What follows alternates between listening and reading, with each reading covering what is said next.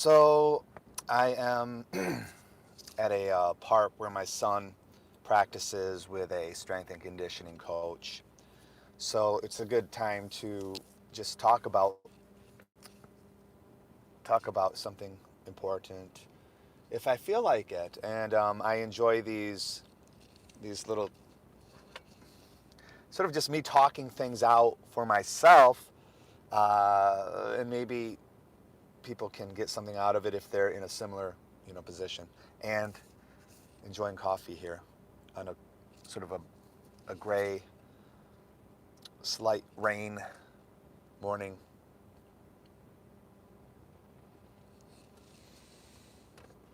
See if anybody shows up. Uh, well, oh, what's this I can do? While I'm live, I can do things. What is all this?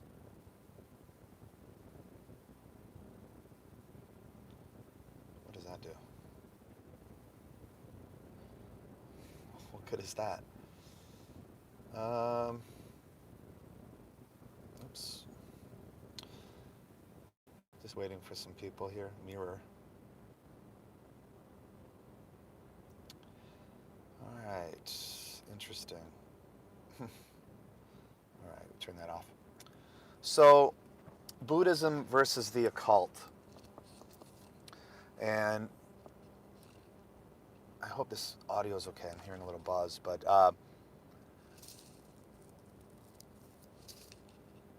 yeah, maybe I'll take this off. Hope everyone can hear me. We'll find out. So, if you're interested in magic and the occult, meaning mysteries, and participating in actual spirituality, I think, for me, as a child going into Catholicism, what grabbed me, I can't remember a single sermon, really, maybe a couple, but the ritual of taking the Eucharist, taking communion, that is a magic ritual. That is transformation and connection to divinity. So, yeah, and can someone just let me know if they can hear me? That would be great.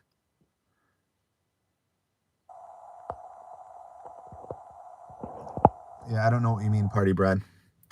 But that is the highlight for me, is participating, not learning. I mean, there is an intellectual side that you have to learn, but we want to experience the sublime, that which is beyond, right? And when we're on the edge of that, then, I mean, we can't really cross it without, I guess, becoming so transformed. And we'll get back to that. That might be becoming a Buddha, right? So, I wasn't, as a Catholic, I wanted more of that mysticism. I wanted more encountering God directly, not praying and you get a little feeling. I wanted, like Moses on the holy mountain, witnessing the burning bush, talking directly with God. That's what I wanted. What else are we here for? The occult allows you more to, you build your own altar, you're doing magic, you're calling down the gods, you're commanding demons, or, nowadays they don't command them because it might hurt their feelings. So they become friends with these demons. They're very confused people, these YouTube black magicians. They need compassion because they are totally confused and messed up. But anyway, I digress. What we need is what I needed was that connection, but the occult isn't the right way to do it. It's DIY, do it yourself, and it fosters egomania. I will become a god. I will it fosters narcissism. I will use magic to get what I want, right?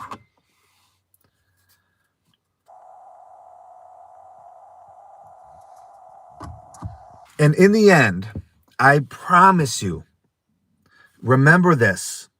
When the shit hits the fan, when your life is in trouble, and it will be, when your family is, you have a kid and they might die, or you've gone bankrupt. Hi, Mando. When the crap hits the fan. Now, maybe you guys are in your early 30s, late 20s. When you're in your 40s, something's going to hit you and knock you on your keister.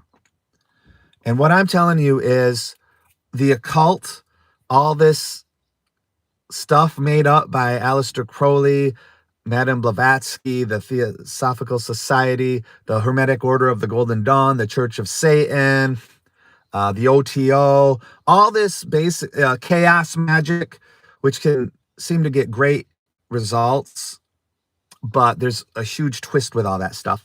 What I'm saying is, all that is recent made up forms of magic and egomania created by egomaniacs, narcissists, and frauds. So, when the shit hits the fan, the occult will not help you. It will make it worse. Deep, deep, deep, deep down, this is your proud tradition, something made up in the 1950s or 30s, as opposed to going back nearly 3,000 years and being tested. What does that mean? It goes back 3,000 years. What do I think of high magic? I haven't read that book. I know that those practices, I believe, helped Damien Eccles through his life. But that's fine, and there are benefits to that. But deep, deep down, I think it won't help you in the long run. And from what I've seen, he doesn't really practice that directly anymore. But what I'm saying is, what is the point of this long tradition? Not hundreds of years, thousands. The point is, it's been tested thousands and thousands of times by sincere practitioners. So there are other traditions that are similar to Buddhism, Gnosticism, Sufism, but they have problems. Gnosticism, it's so all over the place and broken. The Christians purposely hunted them down and killed them and hunted the books down and burnt them along with the people. It's so broken, even though there's a lot of truth in Gnosticism, Christian Gnosticism, it's hard to practice without resorting back to making up shit. Sufism, that comes from, that's sort of the mystical side of Islam. And hey, good luck with that in terms of the divine feminine. That whole side is not glorified at all. So that's why people like Nicholas Schreck became Buddhists. They went from Satanism to Buddhism, because it is a tradition that's been tested. And here's why, another thing. It incorporates gods. You can still work with the gods you worked with before. Keep working with, if you want to work with Baal or whatever, but do it intelligently, do your research. I wouldn't recommend that necessarily, but as long as you put Buddha as higher than these gods, hi Chloe, you can incorporate that into Buddhism. That's what Tibetan Buddhism did. It spread because the other forms of religion would try to force their way, but the Buddhists would say, no, keep worshiping your gods. In fact, we can teach you mind techniques so that your worship, your practice will be even stronger. So if you want to do magic, if you want to work with other gods, but still have a tradition that goes back sincerely thousands of years without having to make up a lot of stuff, Buddhism. Vajrayana, the Tibetan form. Now, for those of you interested in left-hand path, the darker side or whatever, the real left-hand path was originally from Hinduism and, well, Tibetan Buddhism, this tantric form of Buddhism.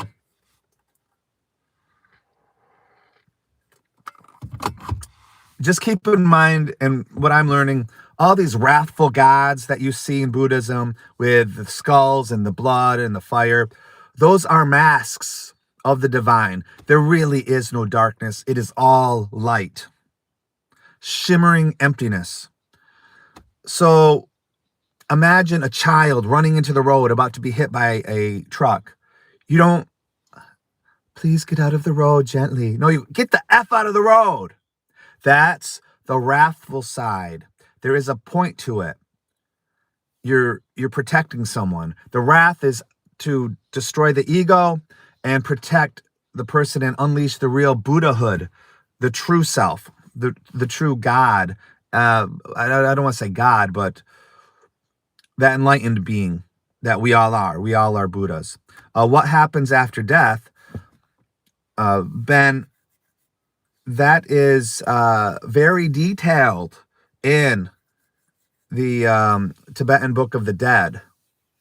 So there are rituals and visualizations and meditations to help prepare you for death.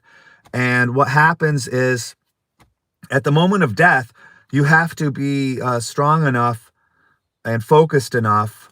If you're full of fear and confusion, you could have a bad rebirth.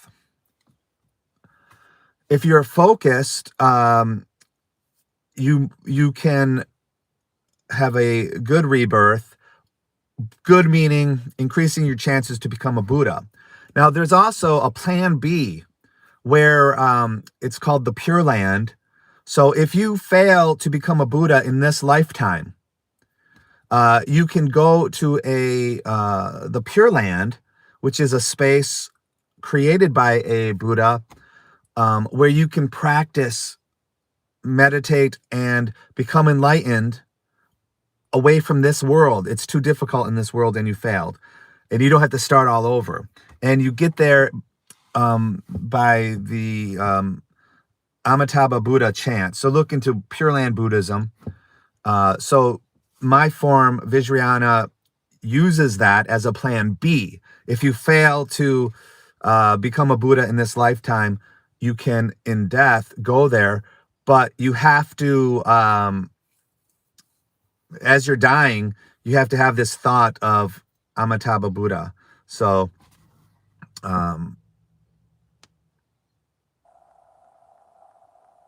it's really important as you're going through sort of what you're clinging to. If you're clinging to anything, that's going to pull you back. If you're full of fear, and also karma. If you have, let's say you killed somebody intentionally out of anger, you're going to probably go to hell, a hell. It's not permanent, but it will seem like it. And that will, when you burn off enough negative karma or black karma, you'll be able to be reborn. But you might not be reborn as a human. So you start all over. What people have to also understand that I'm learning, Buddhism, like people think, oh, I've had a few lives or whatever. You have to understand the Buddhist cosmology is tremendous.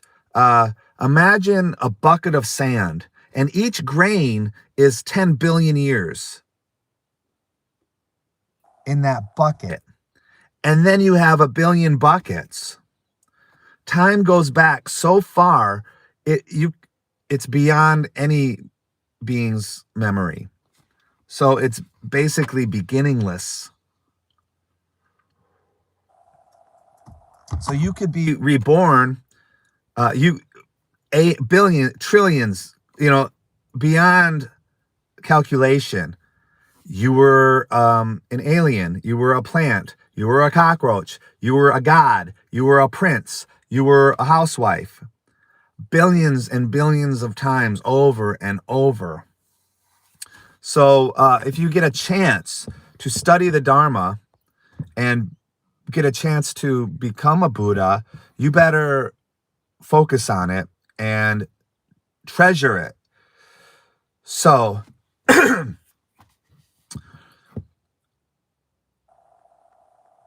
I think the occult can, if you're interested in mysticism, the world of Buddhism is full of magic, full of gods, full of the divine, it's, if you are into magic and mysticism, you can have all that be alive and living in Buddhism. And it's ethical, and it will, the practices will really empower you and make you think more clearly.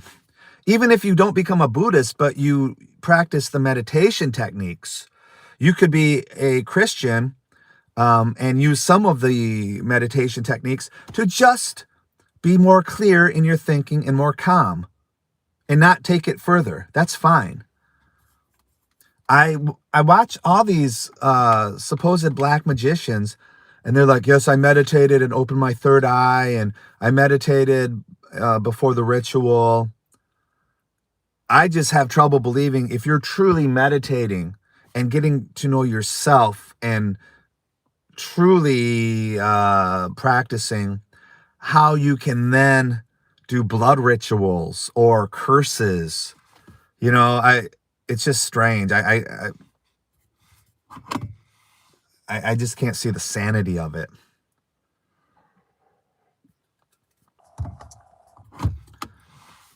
Buddhism is difficult in terms of, it's not, I take my vow and then I walk away. I do a prayer 3 times a day. I meditate every day. I try to. And then when you get empowerments, there's even more that you have to do every day. And you're connected to a guru. And I won't go all into that. You have to study, especially the path I'm on. I'm not trying to say it's elitist, but it is one of the more elite forms because of my background and my intelligence. I am going this path. You have to push it as far as you can. Now, if you're, of average intelligence, or a little, maybe even below slightly average, and you're super busy and you're working, but your heart is in this, you might choose a much easier form, like the Pure Land. And they themselves have said that it's, anyone can do it. And you don't need to be especially intellectual or to understand it. And it's boiled down to doing the mantra for the Pure Land. And you can look up Pure Land Buddhism. There's tons of videos on it, so I won't go into that. But the path I'm on, there's days where I'm just like, I'm challenged. I don't want to do this anymore. It's difficult, but you've taken your vow and you do your best. And even a failing bad Buddhist is better than the alternatives. So you just keep going and don't be attached to the process. Just go with it and do your best. So if you're in the occult, And I have a lot of videos on that. So I'm speaking to people interested in occultism or have done it. Please reconsider. And maybe like me, you need a wake-up call. You need to be thrown on your ass with something that hits you, and you just realize all this work, decades of work, doing rituals and magic without a real framework can leave you grasping at the air, because most of it's garbage. I don't mean to be rude. I'm just trying to help people and save you decades, save you years. It's very tempting, the occult. And you can get benefits. There's no doubt. Magic is magic. It's a tool. But what's behind that, and what's the end goal? And Buddhism has a system of karma, insights, and meditation, mind psychology techniques to help you reach your full potential, which is what? Letting yourself go and doing everything you can to help every sentient being in the universe. It's got your death. It has, when you're dying, it has a system for you to accomplish that goal. It's full of magic, full of gods, full of mysticism. And the other is just full of shit, the occult. And I strongly suggest you take a hard look at occultism versus Buddhism. Start investigating it. And if you're interested in it, feel free to contact me. I'm here to help. So that's been my journey, and that's why I logically and from experience would choose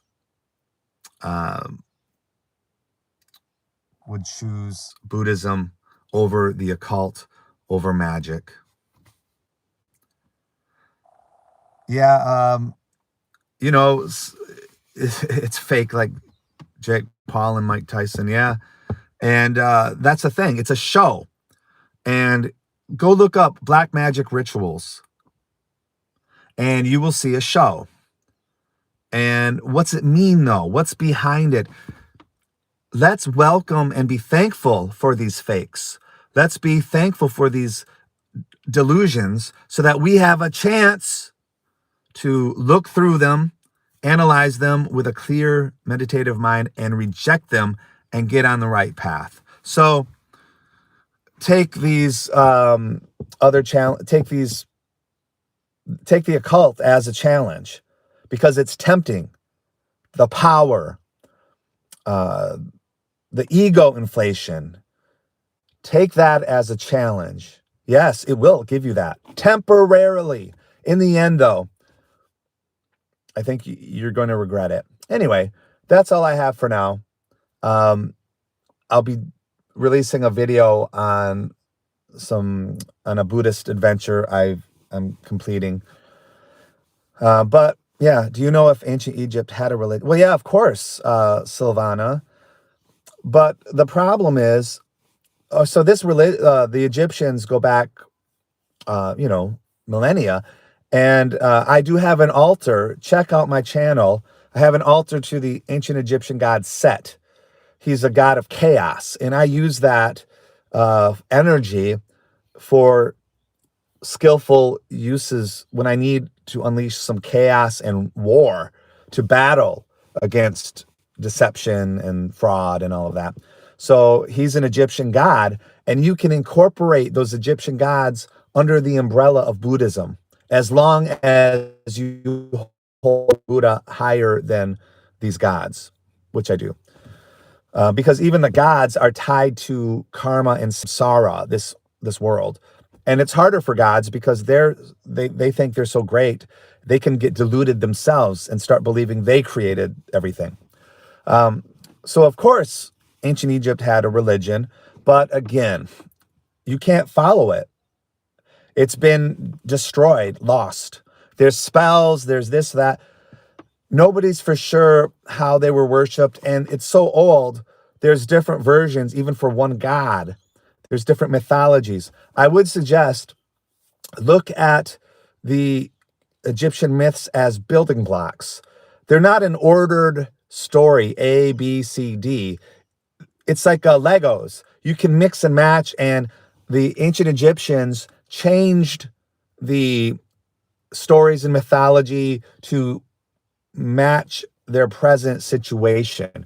So good gods became bad gods. What was important was capturing the living energy of the moment and putting that in. And you can, check out my channel. I've got, check out my shorts. I think there's altars to Set, an altar to the god Set, which is ancient Egyptian. I used to be in the temple of Set. So I know a little bit about, some of the religion. You can't really follow it directly today, in my opinion. And even if you could, your mindset as a modern person is so vastly different than an ancient Egyptian. You can't really capture it. You can mimic it, but I don't think you're going to get the full flavor. But with Buddhism today, you can incorporate any legitimate god or being, as long as you put the Buddha ahead of them. That's all I've got. Thank you for participating. Please like, subscribe. And if you got anything out of this, feel free to give a little donation. It just helps the channel, helps me to keep going and, fighting against the occult and trying to present, from my experience, the best way at this point. Thank you for now.